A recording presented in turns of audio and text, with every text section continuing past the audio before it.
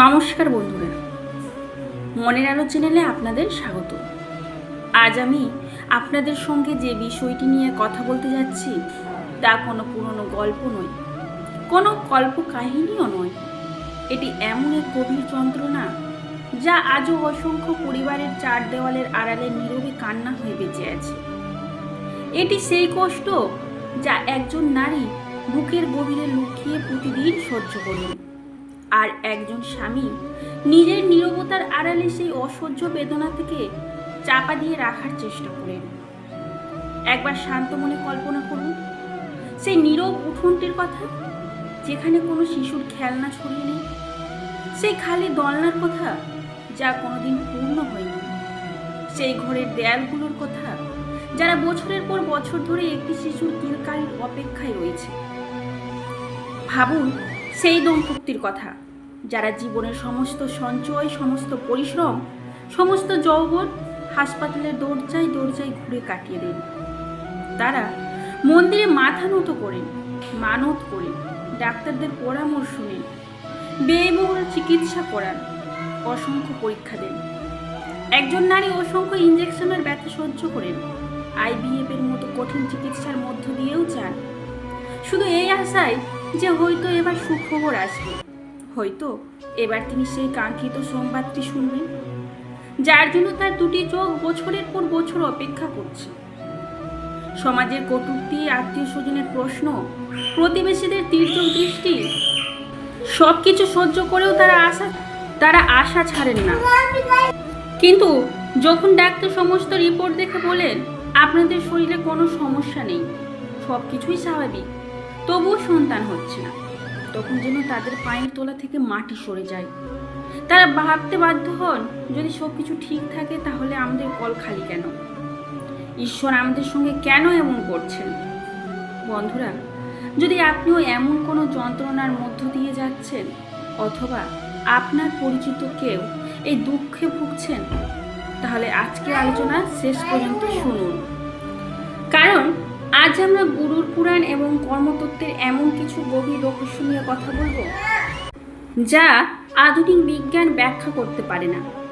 গুরুর পুরাণ বলে সন্তান লাভ কেবলমাত্র একটি শারীরিক বা জৈবিক প্রক্রিয়া নয়, এটি এক গভীর আধ্যাত্মিক ঘটনা। কোনো আত্মা নিজের ইচ্ছে মতো কোনো গর্ভে প্রবেশ করতে পারে না। এর পিছনে কাজ করে পূর্বজন্মের কর্মের ফল, ঋণ, সম্পর্ক এবং ঈশ্বরের বিধান। শাস্ত্র অনুযায়ী যখন কোনো দম্পতি সন্তান লাভের জন্য চেষ্টা করেন, তখন চিত্রগুপ্ত তাদের কর্মের হিসাব পরীক্ষা করেন।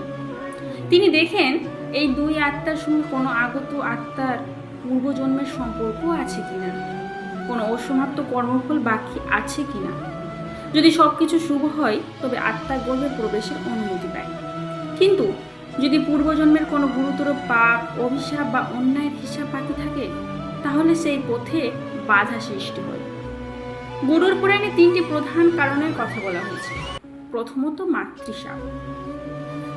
যদি কোনো জন্মে কারো মাতৃত্বের বেদনার কারণ হয়ে থাকেন, কোনো মায়ের হৃদয় ভেঙে দিয়ে থাকেন, কোনো নিরপরাধ সন্তানকে তার মায়ের কাছ থেকে বিচ্ছিন্ন করে থাকেন, তবে সেই মায়ের চোখের জল কর্মফলে গভীর ছাপ রেখে যেতে পারে। দ্বিতীয়ত, পিতৃদোষ। শাস্ত্রে বলা হয়েছে পূর্বপুরুষদের যথাযথ সম্মান, স্মরণ এবং কর্তব্য পালন না করলে তাদের অশান্তি বংশের উপর প্রভাব ফেলতে পারে। তৃতীয়ত, জীব হত্যার পাপ। বিশেষ করে নিরপরাধ জীবের প্রতি নিষ্ঠুরতা, প্রাণীর সন্তান ধ্বংস করা অথবা অন্য কোনো গুরুতর অন্যায় কর্মফলের কারণ হতে পারে। তবে এখানে গল্প শেষ নয়। সবচেয়ে বড় কথা হলো গুরুর পুরাণ মানুষকে শুধু ভয় দেখায় না, মুক্তির পথও দেখায়। যদি কোনো বাধা থাকে তবে তার প্রতিকারও আছে। সত্যিকারের অনুতাপ, সৎকর্ম, জীবের প্রতি দয়া, গরু ও অসহায় প্রাণীর সেবা, পূর্বপুরুষদের স্মরণ, অভাবী মানুষের সাহায্য, এসবকে শাস্ত্রে অত্যন্ত মহৎ কর্ম বলা হয়েছে। আরেকটি বিষয় অত্যন্ত গভীর। যদি কোনো শিশু পৃথিবীতে মা বাবার স্নেহ ছাড়া বড় হয়ে ওঠে, আর কোনো দম্পতি তাকে ভালোবাসা দিয়ে নিজের সন্তান হিসেবে গ্রহণ করেন, তবে সেটিও এক মহাপুণ্যের কাজ। শাস্ত্র বলে, রক্তের সম্পর্কের চেয়ে ভালোবাসার সম্পর্ক অনেক বড় ও দামি। যে হৃদয় নিঃস্বার্থভাবে অন্যের জীবন আলোকিত করে, তার জন্য ঈশ্বরের কৃপাদ্বার কখনোই বন্ধ থাকে না। বন্ধুরা, সন্তান না হওয়া কোনো লজ্জা নয়, কোনো অভিশাপ নয়। এটি এমন এক পরিস্থিতি যা আমাদের জীবনের গভীরতর সত্যের দিকে তাকাতে শেখায়।